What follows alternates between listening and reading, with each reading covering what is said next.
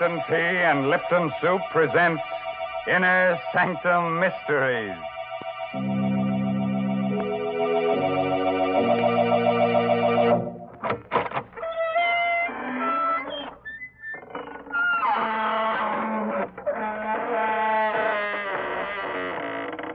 Good evening, friends of the Inner Sanctum.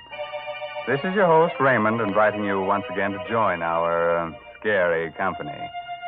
Please come in, won't you? We have a full quiver of shivers this evening, and what? You say it's rather cold in here. Well, some of the chills of our story must have leaked out. Why don't you all huddle together? There's so much comfort in having someone else beside you instead of being besides yourself. Now, Mr. Raymond, that's no way to welcome people. You're apt to chase them away talking so scary-like. What? Oh, hello, Mary Bennett. So, you don't think I'm a good host, huh? Maybe I should say, lay your little head on a pillow. Are you comfy? There. Now, Uncle Raymond will drone you to sleep with a bedtime story, and when you wake up, Aunt Mary will give you a nice hot plate of Lipton's noodle soup. Oh, dear. There's just no talking to you. Folks, please don't listen to the way he talks about Lipton's noodle soup. Try it for yourself. You just don't know how good noodle soup can be until you've tasted Lipton's. It's got such a grand chickeny flavor. It really tastes homemade. And then, of course, Lipton's noodle soup comes in a package, so it's no work to prepare. You just empty it into boiling water, and in a jiffy, soup's on. And another thing, Lipton's makes lots more and costs less than canned soups. Well, thanks for the hot facts, Mary. And here's a fact for you. Did you know that more than 2/3 of the Earth's entire surface is unknown? The salty wastes of the sea? Only a short distance under the surface, death lurks in 100 different shapes. And that's where we're going to take you tonight in Robert Newman's strange story of Death in the Depths.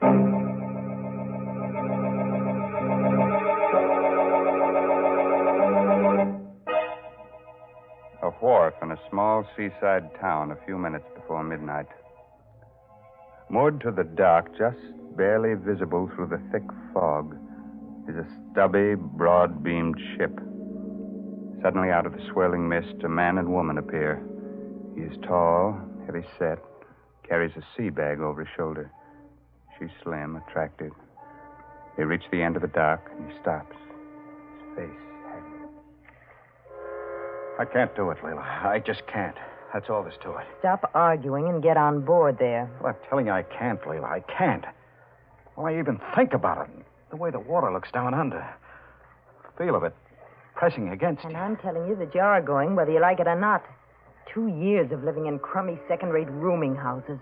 That's plenty, see? Too much. You're going back to doing something that really pays off. But, Leila, I told you to shut up. Now stop squawking and let's go aboard. Okay. Hi there, the Gasca Bay. Is Captain Brody around? I'm Brody. Come aboard.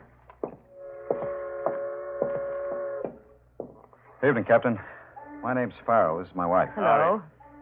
I understand you're going off on a job and you're looking for divers. Well, yes, I am. We've got a salvage job off the Keys. It's a tough one, 20 fathoms. We only use real deep water men. What'd you say your name was again? Farrow. Steve Farrow. You mean Big Steve Farrell? Why don't you say so? Sure, I can use you. Wait right there. I'll go get the paper. Okay, Captain. Well, was that so tough? Leila, for heaven's sakes, don't make me do it. You don't know what you're asking me to do it. It's like sending me... Leila. Did you hear that? 9 bells. What of it? What of it? There's no such thing as 9 bells. It's like a clock striking 13 o'clock. And it means death. The only other time I ever heard it was when Curly... Listen, I'm getting sick of this, see? You don't want to do any more diving because you've lost your nerve. And because a bell rings 9 times instead of 8, you say it means something. Well, what do you think it would mean if I told the police a couple of things I know? I'll tell you. It would mean the chair. Now, how do you like that? Leila. You don't know. You don't know. Take care of yourself, Stevie boy. I'll be seeing you in a couple of weeks. Feeling pretty good, aren't you? You think you're getting just what you want? Well, maybe you are. Because when I sign those papers, I won't be signing on as a diver. I'll be signing my own death certificate.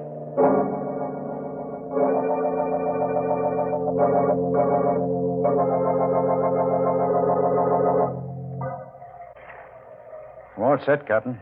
Any instructions before they close me up? No, Steve. Can't expect much on a first dive, but see if you can determine the extent of the damage. All we know about her now is that she's about 1,500 ton. Her name was the Santa Elena. She went down in a collision. Right, Captain. Okay, close them up. Start the pumps.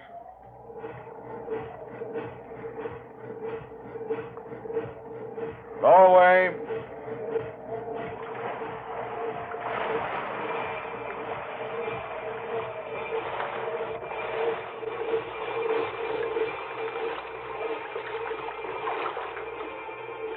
I'm scared. Scared. I swore I'd never go down again. But here I am. It's all just the way I remembered it. Nothing at first but the quiet. Just the pumps like the echo of your heart beating. And the light fading as you go down. Getting darker. And the cold. The pressure building up. Pressing harder and harder. Gripping you tighter and tighter as if you were being swallowed by something alive. Always down below where you can't see it. Something weighty. Something that... Stop it. Gotta stop it. There was a time when I really used to like diving. When did it all begin? This fear. Yes, that night in the bar in Tampa. She told me she married Curly. Well, this is certainly quite an evening you're giving me, Steve. It's more like a wake than a celebration. Why are you looking at me like that? Wondering whether I should kill you. Whether I should talk to Curly and let him do it. What do you mean? You know what I mean. You know Curly. You ever found out how things were with you and me? Well, he's just young enough and crazy enough about you to put you away for keeps. I can handle Curly with my little finger. Besides, you wouldn't do anything like that. Wouldn't I? Why'd you meet me here tonight? You know it's because you wish you were married to me instead of him. So what? What are you going to do about it? You know darn well he'll never let me go. No. I guess he won't, but... We've got to do something. Yeah, but what? After all, he wakes for me. Diving's kind of dangerous. As a matter of fact, we're getting off on a job tomorrow that's pretty tricky. Steve. When you want something badly enough, there's always a way of getting it.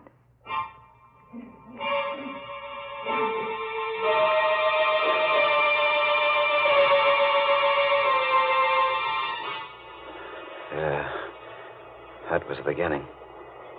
That wasn't when I was afraid for the first time. That came later. 2 days later, out on the reefs. 2 days of being with Curly and talking to him. Knowing all the time what I was going to do. And that last dive, late in the afternoon. Standing on deck with Andy, the pump man, and watching Curly through the clear water. Watching her move across the deck of the Hulk. As cool as she was, and... You going down too, Steve? Yeah, Andy. Maybe we can wind up today and start home tomorrow. Think you can handle both of us? Sure. Only watch the coral over on the port side there, sharp as a razor. Almost took Curly's boot off this morning. If you get into any trouble, well, I'm all alone up here. I'll watch it. Want to button me up? Yeah, sure.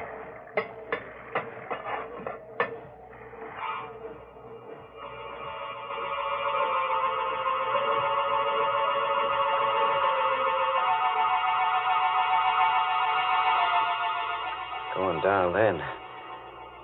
Just the way I'm going down now. But I still wasn't afraid. Not yet. I was too busy figuring out just how I was going to do it.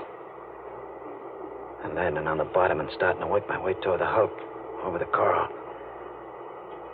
There was Curly's hose and safety line, lying on the coral, snaking its way to the hulk where he was working. I didn't have to look up. You could tell by the shadow I was under the hull of our ship, so Andy couldn't see me. And I came to a place where Curly's line was lying right next to a coral spur. And I knew that was it.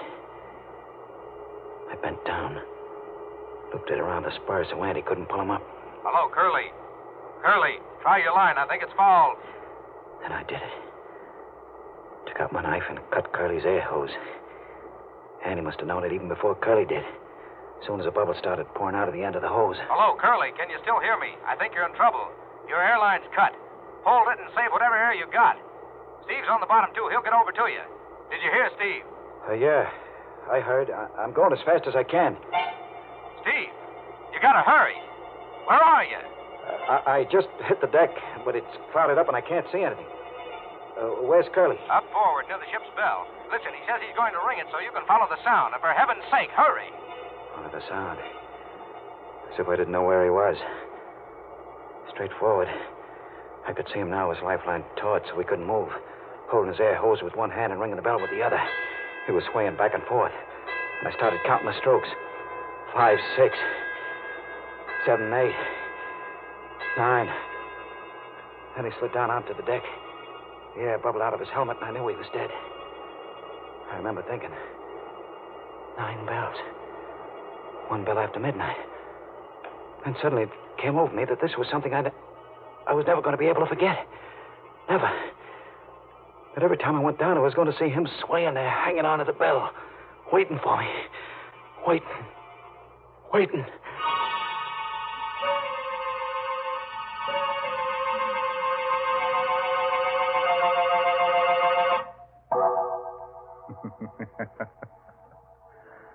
So that's why Steve Farrell wouldn't go back to his old profession of deep-sea diving.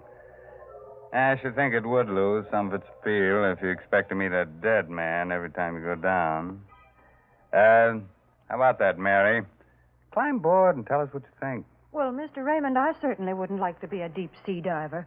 To be all alone down there in the cold water with fishes and all sorts of things swimming around you. That's not for me. Oh, but just think, Mary, when you come up, you could have a nice hot plate of Lipton's noodle soup. I think you've really got something there. Lipton's noodle soup would sure be welcome at a time like that. It's such a heartwarming dish. It perks you up just looking at it, looking at those tender noodles floating in that golden broth. My, I'm getting to talk fancy. But really, folks, Lipton's does taste sort of special. It's got a chickeny flavor, and it just tastes homemade, like the old-fashioned noodle soup you used to make yourself. But heavens, I don't want to be interrupting Mr. Raymond's story, so I'll just say, try Lipton's real soon, won't you, folks?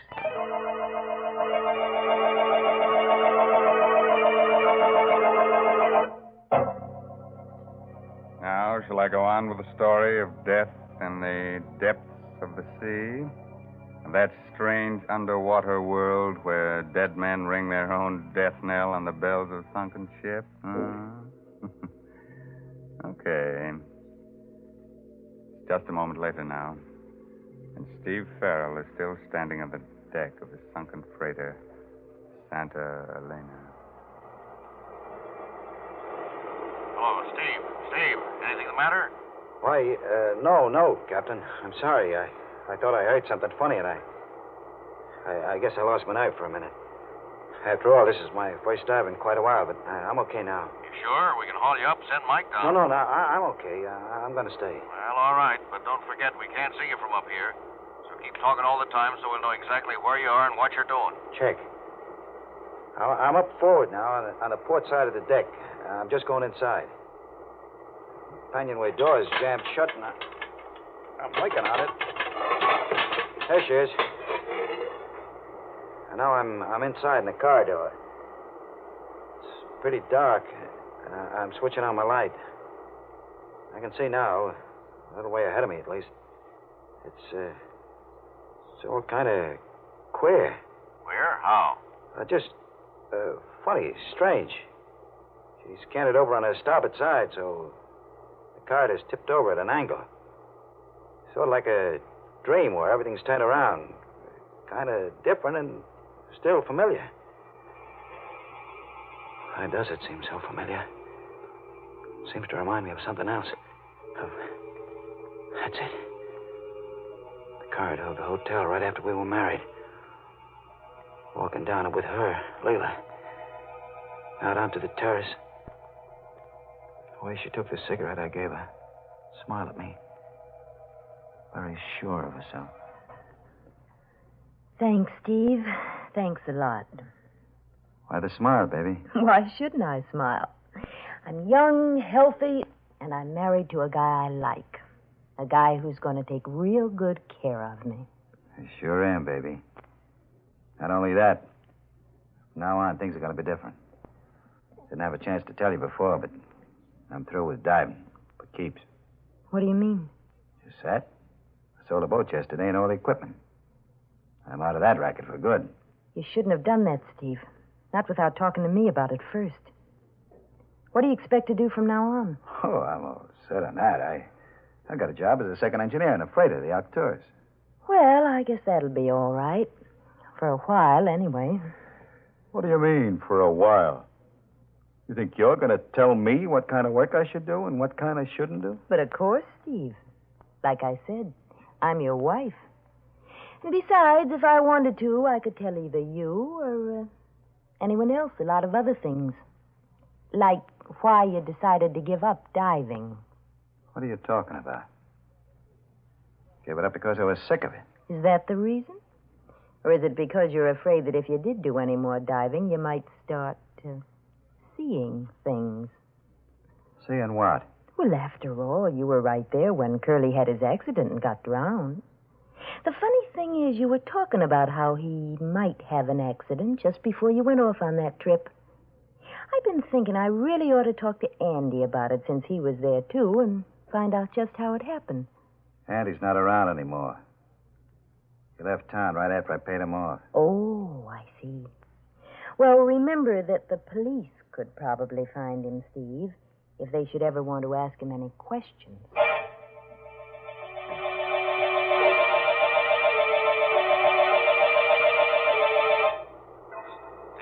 Steve, what's the matter? Why don't you answer? Where are you? What?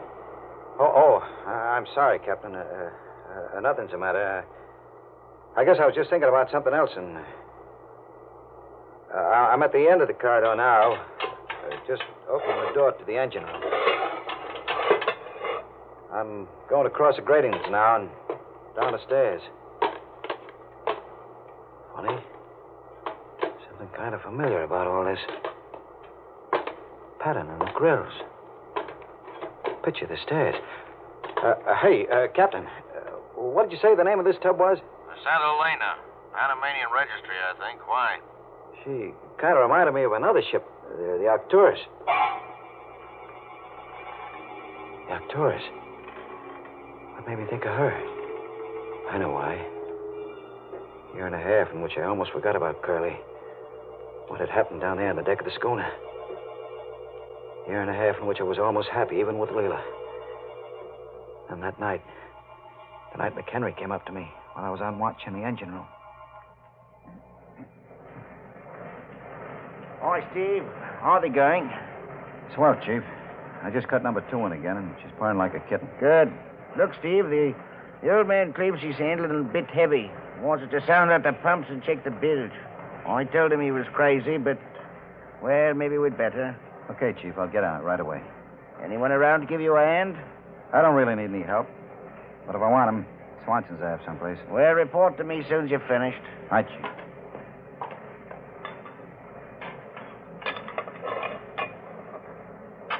Oh, there you are, Swanson. Hey, where you going? Come back I'll let here. go. Hey, wait. Wait a minute. You're not Swanson. Who are you? Hey, I'm nobody, Chief. Stowaway, huh? Hiding down here behind the boiler. Give me a break, will you, Chief? I ain't doing nobody any harm. Well, I'll be. Steve, big Steve Farrell. Andy. Andy Andrews. And I wanted a break. This is terrific, Steve, like money in the bank. What happened to you anyway? Oh, usual thing, run of tough luck. Been out of work for about a year now. Look, Steve, I'm pretty hungry. I ain't had nothing to eat since we left port. I guess I could pick up some stuff from the galley for you. But we'll have to be careful. It'd be the devil to pay if they found out I was hiding you. Good old Steve. I know you wouldn't let an old shipmate down.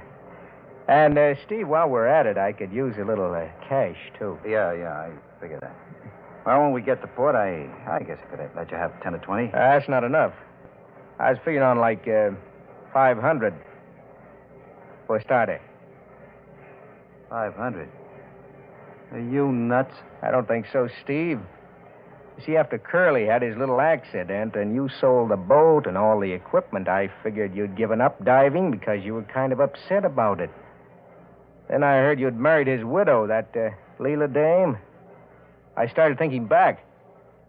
I remembered how Curly's air hose looked after we pulled him up. The place where it was cut wasn't rough, like it had been done by Coral. It was clean, like it had been done with a knife. You. So that's it. Blackmail. Oh, why do you have to use words like that, Steve? Okay, Andy. It's going to be a little tough to get, but... Wait a minute. What is it? Someone's coming, one of the wipers. We got to find some place for you to hide. I know. Down there in the bilge. Here, climb in. Right down through that But manhole. it's almost full of water. There's plenty of room, and you'll be safe there. Really safe. Oh, okay, but you better not... Oh, what are you doing? Let go of me. Let go. Help. Help. You'll be safe here, all right. I'll see to that. Stop struggling like that, Andy. It's not going to do you any good. And I'm in too deep already to let you go wandering around with what you know. And you weeks before they find you down here in the bilges.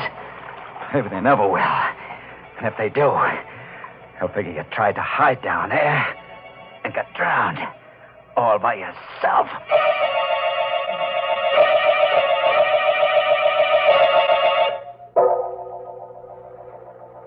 Hello, Steve. Steve, will you talk up and stop mumbling? Where are you now? Down at the bottom of the ladder in the engine room. This light's not too good. The boilers are right in front of me. It seems to be some kind of a brass plate on the floor here. Captain! This isn't the Santa Elena. It's the Arcturus. What are you talking about? It is. Don't you understand it? It's the ship where I killed him. And he must still be down here. Down the bilges. Get me out of here. Pull me up. Okay, Steve, don't take it easy. We'll get you up. Start hauling him up. Mike, you better go down there fast, see what the trouble is. Hurry up, for heaven's sake. I think I see something moving back there, behind the boilers. Hey, Brody. The bell. Ringing like it did when Curly. That means that he's here, too. They're both here. Can't you get me out? We're trying, but something's wrong with your line. Seems to be fouled. Now, look, Steve. Try to get out yourself. Start working your way back along your line. No good, Steve. You know that, don't you? You're here to stay. Andy. It is you. Sure, Steve. And I got a friend with me. A friend of yours, too. He's standing right next to you. Curly. We waited a long time, Steve. But now you're here with us. And now you're going to know exactly what it was like with both of us. You're going to know what it's like to drown. Steve, why don't you answer? What's the matter? Steve, your lifeline and air hose, I think they're gone. Andy, Curly, no. Let me go. Too late, Steve. This is it. This is the way it was with us. Trying to fight it first, holding your breath. And then, when you can't fight it any longer, letting go. The water rushing into your mouth, nose. You choke at first, try to fight some more. Then everything starts to go black, and you relax. There are lights moving in the darkness, and suddenly you feel very peaceful and very free. Peaceful and very free.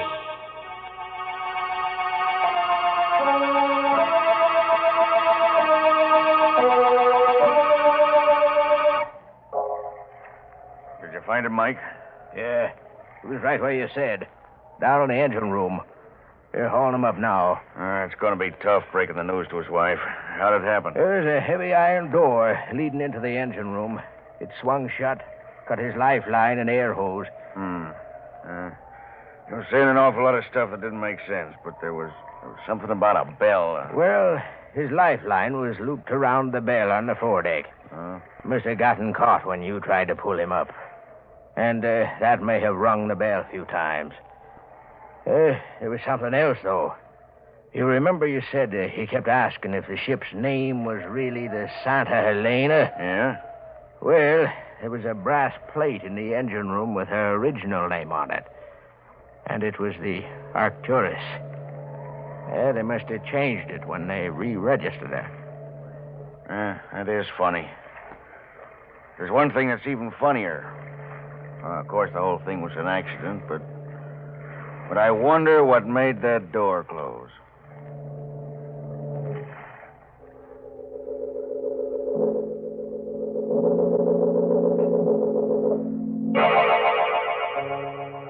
Oh, you do, huh? Even with two able-bodied ghosts about? But that's the way we like to leave you, with a couple of things to keep you wondering. And when we do, then we've known we've really rung the bell. The funeral bell. Oh, Mr. Raymond, with all the different kinds of bells there are, why do you have to talk about that kind?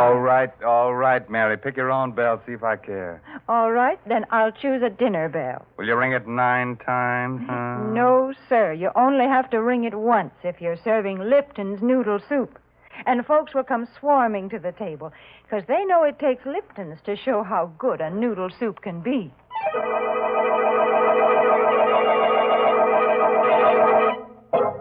Now, before I close the inner sanctum, here's a word of advice.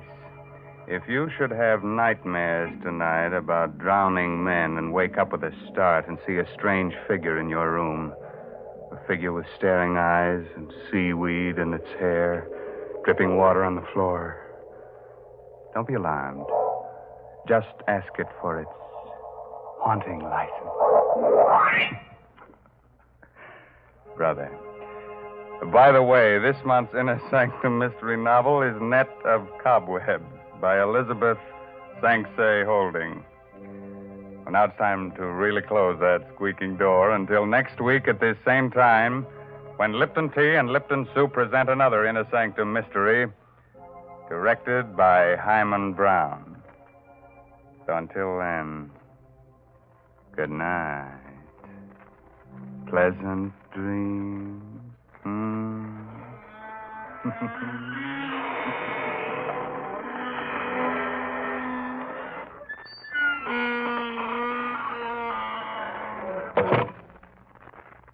Folks, I don't know how you feel, but that spooky bell gave me the shivers. Right now, I'd like to hear a cheerful sound that'd make me forget all about it. Yes, I'd like to hear a tea kettle singing on the stove. And when that water is at a good rolling boil, let's have a cup of Lipton tea. You know, the tea with the brisk flavor. That word brisk, B-R-I-S-K, means that Lipton's has a lively, full-bodied flavor. It never tastes flat or wishy-washy. So don't forget Lipton tea. And don't forget to tune in next Tuesday night for another Inner Sanctum Mystery. This is CBS, the Columbia Broadcasting System.